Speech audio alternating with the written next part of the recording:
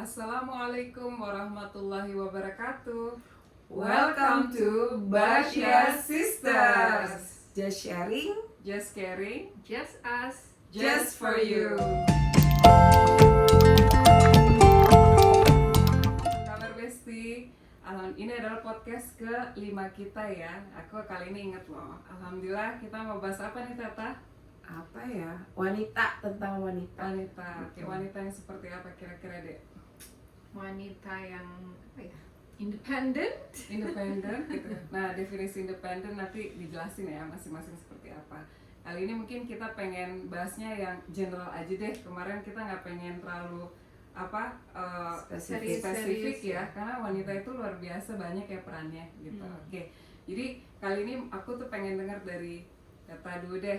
Kira-kira mengenai wanita yang bilang independen tuh versinya seperti apa sih Tah? Gitu. Yang kalau dari harfiahnya kan independen itu artinya mandiri. Maaf suara agak ngebas ya karena kemarin habis konser ya. Oke. Tidak tergantung dengan orang lain, itu juga karena dasarnya tidak ingin menyusahkan orang lain, terus berani mengambil sikap, berani mengambil keputusan sendiri, terus punya dia punya visi yang jelas untuk masa depan. Itu menurut aku. Oke. Ya. Kalau menurut Ade gimana? Apa ya? Ya intinya sih mungkin kayak tambahannya dari apa yang udah disampaikan Teta, dia punya tanggung jawab terhadap dirinya sendiri gitu ya. Dan juga mungkin selain itu juga bisa bermanfaat kali ya, memberikan manfaat untuk kehidupan di sekitarnya dia. Oke. Nah kira-kira untuk dibilang sebagai wanita yang independen ataupun seutuhnya itu, ilmu itu penting nggak sih menurut Teta? Penting banget ilmu secara formal ya. Oke. Tapi ya ada juga ilmu non formal juga yang kita bisa dapatkan dari berbagai macam orang ya. Tapi kalau untuk pendidikan yang formal itu menurutku masih aset yang harus setiap orang miliki, mau laki-laki ataupun perempuan gitu sih. Oke. Kalau Dila gimana?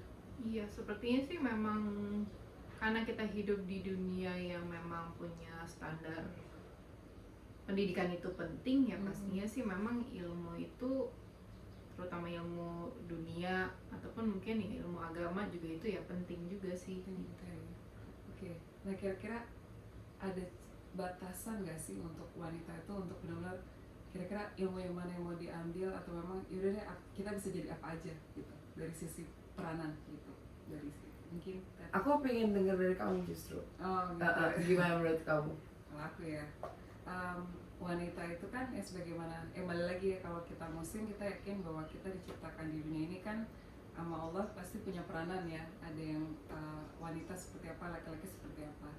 Nah tergantung dari, balik lagi kita meyakini bahwa peranan kita itu yang wajib yang mana, mungkin gitu kali ya. Yang wajib mungkin ketika kita sudah menikah, kemarin kan podcast kita tentang nikah muda ya, jadi masih relate. Menikah itu berarti kita jadi secara nggak langsung ketika punya anak jadi ibu rumah tangga, jadi istri. Nah di situ sebenarnya itu yang wajib. Nah sementara untuk perkara lainnya itu menjadi hal yang mubah gitu selama diizinkan oleh suami sih, menurut aku gitu. Menurut aku? Ya kalau aku sih ngelihatnya, sebelum aku pengen dari yang kecil dulu deh. Oke. Biasanya dia punya pemikiran yang luar biasa gitu. Walaupun kecil-kecil ya. Cabai rawit. Kalau nggak salah sekarang lagi lanjut nih S2. Iya, insya Allah. Kenapa tuh motivasinya bisa jelasin Bisa juga? kuliah. Iya. Motivasinya sih ya memang sebenarnya udah agak, karena udah terlanjur berkecimpung dalam karir gitu, dan ngerasa memang ada tuntutan kali ya gitu ya, kalau baik secara, walaupun sih mungkin kalau secara karir karena kebetulan aku kerja di perusahaan swasta sih nggak ada tuntutan untuk mengambil S2 gitu ya gitu. Cuman memang pengen menyetarakan aja sih diri aku gitu kan, supaya ada value lebih juga lah gitu, tidak melulu secara title tapi kalau misalnya ada basic ilmunya ya mudah-mudahan bisa lebih berkontribusi lagi sih. Kalau aku sih memang nggak muluk-muluk. Kalau kalian kan jenjang stratanya udah sampai S8 ya, S7, S6 gitu. Kalau aku sih memang basic aja lah, dasarnya gitu kan ya. Ketika akhirnya sudah sampai di strata tertentu, ternyata ilmu tuh tidak hanya didapatkan di fakultas yang formal gitu. Ternyata di non formal pun juga banyak, dan utamanya itu malah aku dapatnya kayak sekarang ini kan even website, YouTube, Google itu tuh ternyata juga banyak membantu untuk menambah ilmu ya buat kita gitu. Tapi kalau kita memang punya itu tadi, kalau kita memang ingin punya visi yang jauh ke depan, planningnya udah jelas nih 5 tahun ke depan mau karir di mana, atau mau ada mungkin pindah kerja misalnya kayak gitu, dan butuh ilmu yang baru kan, memang mau nggak mau kan harus tetap kuliah ya. Untuk entah kuliah atau mengambil jurusan yang berbeda atau sertifikasi gitu ya. Cuman itu tadi, kadang kalau ngikutin waktu itu kan terbatas ya. Kita kan kerja ya. Kadang aku tuh kalau Dila tuh masih bisa ngatur, aku tuh kayak keterbatasan aku tuh justru di waktu kayaknya ya, karena kerja gitu kan. Kalau anak sih udah pada gede-gede, dan kayaknya di usia-usia tertentu nggak tahu nih ya Besti sama apa enggak, kayaknya udahlah gitu ya, gitu. Apalagi sih yang mau dicari gitu. Tapi buat kalian-kalian yang masih muda, memang kayaknya teruslah mengambil jenjang pendidikan kalau memang minatnya ke sana ya, tapi jangan dipaksa loh, apalagi kalau buat sekedar title untuk reputasi, jangan. Tapi memang karena memang minatnya ke sana, kebutuhan untuk pekerjaan juga ada ya, so go on gitu. Dan ditambah memang didukung oleh financially equipped gitu ya menurut aku ya. Jadi artinya wanita itu dia bisa berkontribusi dengan mencari ilmu tadi, memang balik lagi ke fitrahnya tadi ya gitu, ngikutin itunya. Oke, nah mungkin terkait dengan karena udah ilmu tadi, kira-kira ilmu yang seperti apa sih yang bisa tadi kalau Tete bilang kan formal itu kita dapat dari sekolah ya, dari S1, S2. Kemudian non formal itu yang seperti apa yang kira-kira buat jadi pegangan kita wanita itu? Ada nggak sih kebayang? Ilmu parenting itu nggak dapat ya di formal, karena itu kan kita pun tetap akan terus belajar menjadi seorang ibu. Ilmu menjadi seorang istri itu kita juga nggak dapet tuh formal. Walaupun sekarang ada sebelum pernikahan tuh ada pranikah dulu, bimbingan pranikah gitu. Tapi kayaknya memang nggak cukup ya kan. Nah, itu baru ada pas sekarang ini ya. Dulu katanya ada tapi nggak diwajibkan ya. Sekarang pun di negara-negara tertentu yang wajib, tapi kalau Indonesia mungkin lagi udah mulai lagi ya. Terus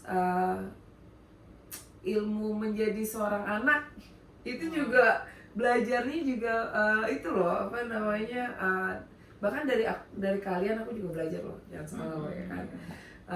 Ilmu menjadi tetangga yang baik, menjadi kolega, employee ya kan.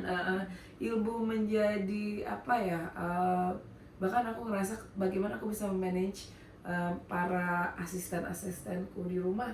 Itu juga ilmu sih buat aku. Jadi aku melihatnya dasarnya adalah ilmu itu bagaimana kita bersosialisasi sih. Kalau aku sih ngeliat pentingnya gitu. Karena itu soft skill ya. Kalau kayak accounting ya kan, ekonomi ya kan, itu kan akademis ya, kita bisa belajar. Tapi yang paling susah adalah bagaimana mendidik diri kita untuk bisa bersosialisasi yang tepat dan baik dengan orang lain. Itu sih ilmu kepada Allah yang jelas ya. Itu juga aku belajar dari kalian ya. Itu juga ya bagaimana tartil harus bener ya Dari kalau ngaji. awal. Oh Itu kayak iya. dari zamannya Ustadz kok. Iya, itu juga masih aku pelajari sih Pak. Mantap. Oke. Kalau Dila? Gimana, Mbak Dila? Yang Apa tadi non-formal. pertanyaannya? Yang non formal. Non formal. Iya penting sih. Justru aku ngerasanya setelah kebetulan tuh jurusan S1 lah ya standar ya sekarang ya. Standar yang aku ambil itu tuh memang masih relate sama pekerjaan aku saat ini gitu. Cuman pada kenyataannya ketika sudah memasuki dunia kerja tuh bener-bener hampir ibaratnya kayak teorinya 10% gitu kali ya, tapi 90%-nya tuh belajar otodidak gitu. Jadi ya itu belajarnya dari kolega, belajarnya dari sistem yang udah dibentuk di perusahaan gitu kan, belajarnya juga mungkin update dari komunitas, update dari peraturan-peraturan yang ada gitu. Jadi luas banget sih kalau ilmu tuh nggak bisa kita kayak cuma ngandelin dari akademis aja gitu. ya. Oke. Nah, terkait dengan mungkin ilmu sekarang baru kita ngomong broadnya ya, ilmu kehidupan kan berarti intinya gitu ya. Ada nggak sih peranan agama itu terkait dengan ilmu kehidupan sendiri menurut Tata? Ada, dia memberikan koridor ya, maksud batasan gitu. Mana yang baik, mana yang tidak baik gitu, mana yang benar, mana yang tidak benar gitu. Jadi kembali lagi agama itu adalah dasar gitu menurut aku untuk orang punya base ilmu, untuk bahkan untuk mau nyari ilmu yang seperti apa sih sebenarnya kita harus tetap berdasar pada agama sih menurut aku. Jangan sampai salah kaprah gitu menurut aku. Jadi udah kemana-mana ujungnya ternyata belok misalnya kayak gitu ya, itu ya sih yang kita hindari. Jadi banyaknya ilmu itu mana yang sortirannya ya, yang batasan-batasan dari Allah. Kalau Dila gimana? Iya penting sekali lah kalau agama gitu ya. Dan mungkin ini sering kali ya orang salah kaprah gitu mengenai Islam tuh sebenarnya sudah mengajarkan sebegitu rincinya, bahkan kita masuk kamar mandi aja ada adabnya gitu kan ya. Kita mau makan juga ada adabnya gitu. Sekecil itu tuh diatur sebagaimana baiknya, apalagi urusannya bermuamalah atau bersosialisasi gitu ya. Nah cuman beberapa orang tuh masih berpikir kalau misalnya ada muslim yang mungkin tabiatnya itu tidak menunjukkan, tidak mewakili sebagai Islam gitu kan, yang disalahin agamanya gitu. Padahal mungkin ya itu karena kurang menggali ilmu agamanya tadi dan kurang mengamalkannya, akhirnya jadi yang jelek jadi agamanya gitu. Itu aja sih namanya. Atau bahkan mungkin salah paham. Ya. Jadi misalnya dia mengerti tapi dia tidak memahami, jadi orang salah paham terhadap diri dia. Contoh ya, ada menurut aku sih melihatnya ada orang yang kenapa ya yang halal diharam-haramin misalnya kayak gitu, atau yang haram kok dihalal-halalin kayak gitu. Jadi ternyata ada orang-orang yang memang salah paham, jadi dia salah mengerti gitu loh tentang pandangan atau koridor atau aturan yang memang ada di agama itu gitu. Itu sih menurut aku ya. Jadi terkait dengan ilmu agama itu justru ngaturnya komprehensif ya, dia menyeluruh. Cuman memang kita karena tahunya lebih ke yang sehari-hari fikih ibadah kali ya, tapi pas muamalahnya kita urusan sama orang lain nggak paham gitu. Dan penting memang nyari guru yang tepat sih ya. Iya. Itu sih menurut aku. Kalau misalnya kita juga tidak boleh terlalu so tahu gitu, hanya sekedar melihat bacaan atau apa. Kita memang harus memilih entah itu guru atau lingkungan yang tepat supaya kita lebih paham. Karena kan setauku mungkin ya, correct me if I'm wrong, belajar Al-Quran aja itu kan harus didampingin ya kalau nggak salah ya, tidak purely memang hanya Al-Quran saja, karena hanyalah pada pakarnya, karena tafsirannya takut beda. Itu tadi aku mau cari kata-kata tafsir gitu, tafsirannya takutnya beda gitu, yang kita pikir A ternyata B gitu loh. Itu yang menurut aku kita harus cari sumber pemberi ilmu, sumber penyalur ilmu yang tepat atau guru yang tepat. Karena memang kita tuh nggak bisa belajar sendiri dari YouTube atau misalnya baca dari Al-Quran Browsing. sendiri. Kalau untuk agama ya, Untuk iya, agama benar-benar. ya. Jadi emang harus ada gurunya, apalagi gurunya juga ya lebih bagus lagi punya sanad ya, dia tahu dalil-dalil yang benar seperti apa sehingga kita nggak salah dalam hukumi sesuatu gitu ya. Oke. Nah, dari balik lagi ke anak kita wanita dan ilmu nih ya, topik kita apa sih yang bisa dideliver ke anak-anak terkait dengan ilmu mungkin yang kita dapatkan ini menurut Anda? Kalau aku lebih banyak nurunin nilai, values ya. Value itu kan banyak, misalnya adab ke orang tua. Aku pun masih belajar ya, tentu tidak sempurna gitu. Adab ke teman gitu, bagaimana mereka bertoleransi ya kan, tidak membeda-bedakan teman gitu, baik dari latar belakang, bentuk fisik maupun agama sekalipun gitu ya. Kemudian value-value lain adalah contohnya misalnya mengutamakan orang lain dibandingkan diri sendiri gitu. Tapi yang paling penting adalah aku harus mencontohkan gitu. Itu yang ternyata jauh lebih berhasil dibandingkan kita hanya memberikan teori sih ke anak-anak gitu. Jadi apa yang anak-anak lihat itulah yang anak-anak akan lakukan sih. Gitu. Kalau Dila gimana? Iya, tadi udah dicuri jawabannya. Ya intinya sih Penggambaran lain. mencoba gitu ya, ada istilahnya kan lead by example gitu ya. Jadi kan kita sebagai wanita, peran kita sebagai ibu kan pemimpin di rumah gitu ya. Misalnya pada saat suami itu lagi melakukan pekerjaan di luar ya, berarti untuk urusan domestiknya tanggung jawabnya kan di perempuan gitu ya.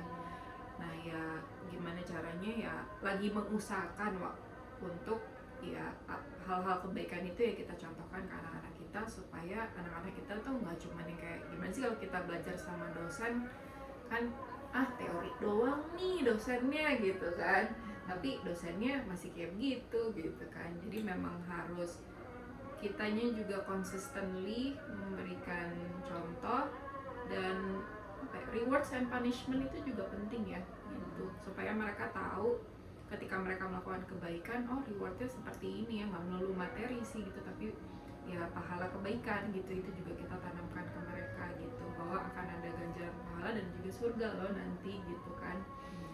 Dan punishmentnya gitu, impact ketika mereka melakukan hal yang negatif, either itu akan dibayar di dunia gitu kan ya, punishmentnya, atau nanti mungkin ya di akhirat gitu sih.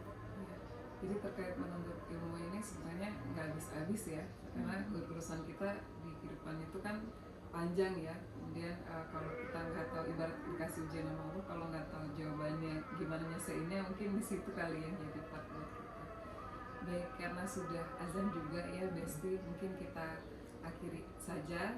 Buat saya sih untuk terkait wanita dan ilmu, kesimpulannya adalah bahwa kita sebagai wanita tetap harus menuntut ilmu sampai ke liang lahat gitu ya, karena memang kembali lagi begitu banyak yang kita tidak ketahui, termasuk halnya dengan peranan kita, karena wanita itu diciptakan oleh Allah tidak lain adalah untuk menenteramkan suami, mendidik anak gitu. Itu yang dipertanyakan di yaumil akhir nanti. Sementara perkara lain seperti pekerjaan itu mubah, boleh selama diizinkan oleh suami, selama kita tidak meninggalkan yang wajib tadi.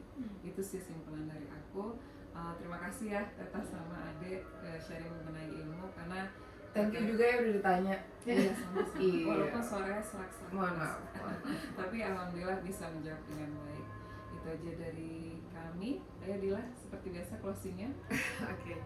Closingnya, sebelum closingnya standar, aku mau nambahin untuk wanita-wanita di luar sana, tetaplah berkarya baik itu di rumah maupun di luar rumah selama itu memang ada izin suami. Dan jangan lupa nonton terus podcast kita, dan juga jangan lupa like, subscribe, and comment. Itu aja dari kami. Jazakallah khair Besti. Assalamualaikum Warahmatullahi wabarakatuh. Dah Besti.